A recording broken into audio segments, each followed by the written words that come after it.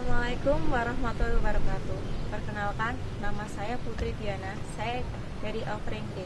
Saya dari program studi S1 Pendidikan Bahasa Sastra Indonesia dan Daerah akan membahas asas pendidikan.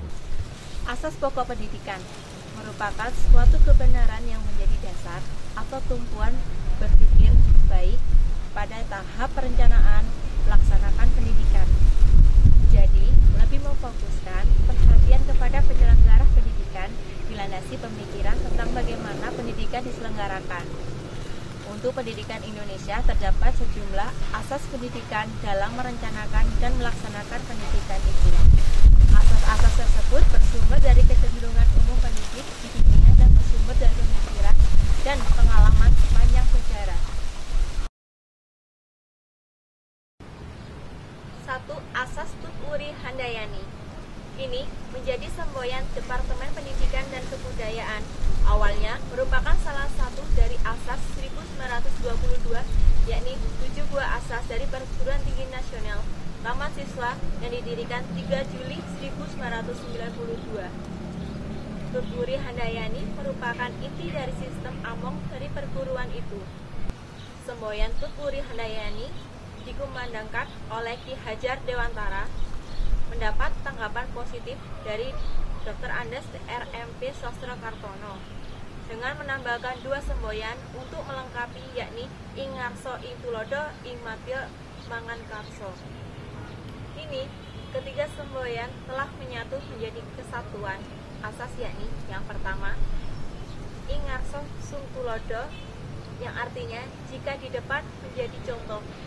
Yang kedua, Ing Madya Mangun Karso, yang artinya jika tengah membangkitkan kehendak atau hasrat atau motivasi. Dan yang ketiga, Tut-Wuri Handayani memiliki arti jika di belakang mengikuti dengan awas. Asas Tut-Wuri Handayani bermakna setiap orang berhak mengatur dirinya sendiri dengan berpedoman kepada tata tertib kehidupan yang umum. Menurut asas ini, dalam penyelenggara pendidikan, seorang guru merupakan pemimpin yang berdiri di belakang.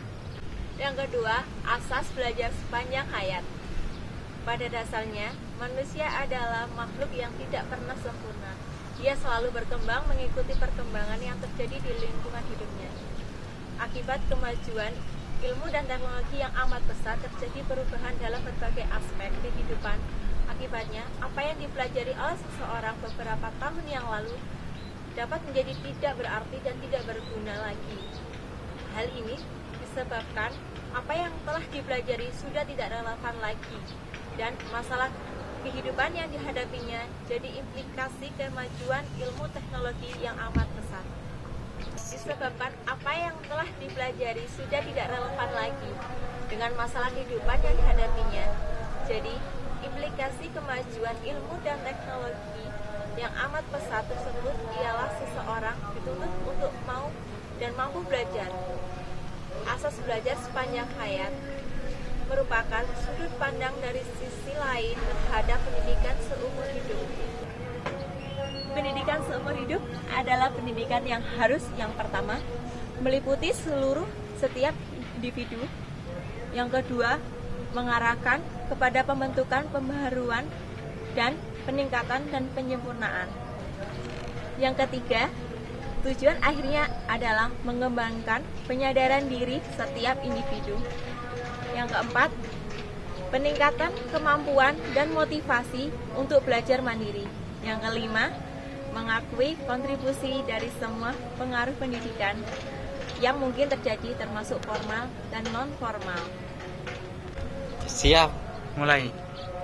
Dalam latar pendidikan seumur hidup, proses belajar mengajar di sekolah seharusnya mengembangkan sekurang-kurangnya 2 misi, yaitu yang pertama, memberikan pembelajaran kepada peserta didik dengan efisien dan efektif.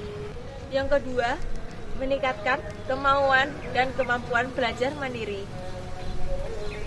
Kurikulum yang dapat dirancang dan diimplementasikan yaitu kurikulum yang memperhatikan 2 dimensi, yaitu yang pertama, dimensi vertikal, dari kurikulum sekolah meliputi keterkaitan dan kesinambungan antara tingkatan, persekolah, dan keterkaitan dalam kehidupan peserta didik di masa depan. Yang kedua, dimensi horizontal dari kurikulum sekolah, yaitu keterkaitan antara pengalaman belajar di sekolah dengan pengalaman luar sekolah. Perancangan dan implementasi kurikulum memperhatikan kedua dimensi itu, akan mengakrabkan peserta didik dengan berbagai sumber belajar yang tersedia, memberi peluang terwujudnya belajar sepanjang hayat. Masyarakat yang mempunyai warga yang belajar sepanjang hayat akan menjadi suatu masyarakat yang gemar membaca, atau disebut learning society. Ketiga, kemandirian dalam belajar. Asas Tuturi Handayani dan asas belajar sepanjang hayat secara langsung sangat erat kaitan dengan asas kemandirian dalam belajar. Asas Tuturi Handayani didasarkan pada asumsi bahwa dalam kegiatan belajar mengajar, peserta didik mampu untuk mandiri dalam belajar kemandirian. Dalam belajar dapat dikembangkan dengan menghindari campur tangan guru. Namun, guru sangat siap untuk membantu apabila diperlukan. Asas belajar sepanjang hayat dapat diwujudkan apabila didasarkan pada pendapat bahwa peserta didik mau dan mampu mandiri dalam belajar. Oleh karena itu, tidak mungkin seorang belajar sepanjang hayatnya selalu tergantung dari bantuan guru atau orang lain. Asas kemandirian dalam belajar akan menempatkan guru dalam peran utama sebagai fasilitator, informator, dan motivator. Sebagai fasilitator, guru diharapkan untuk menyediakan dan mengatur berbagai sumber belajar dengan sedemikian rupa sehingga memudahkan peserta didik berinteraksi sebagai informator. Guru harus menyadari bahwa dirinya hanya merupakan sebagian kecil dari sumber-sumber informasi yang ada. Oleh karena itu, guru perlu memberikan peserta didik untuk mencari informasi dari dirinya sendiri. Sedangkan motivator guru mengupayakan timbulnya prakarsa peserta didik untuk dapat memanfaatkan sumber daya dengan maksimal. Beberapa strategi belajar mengajar yang dapat mengembangkan kemandirian dalam belajar, yaitu yang pertama, cara belajar siswa aktif atau CBSA. Yang kedua, belajar dari modul dan paket. Yang ketiga, belajar dengan didukung oleh suatu pusat sumber belajar atau PSB yang memadai, atau PSB memberi peluang yang tersedianya berbagai jenis sumber belajar di samping bahan di perpustakaan.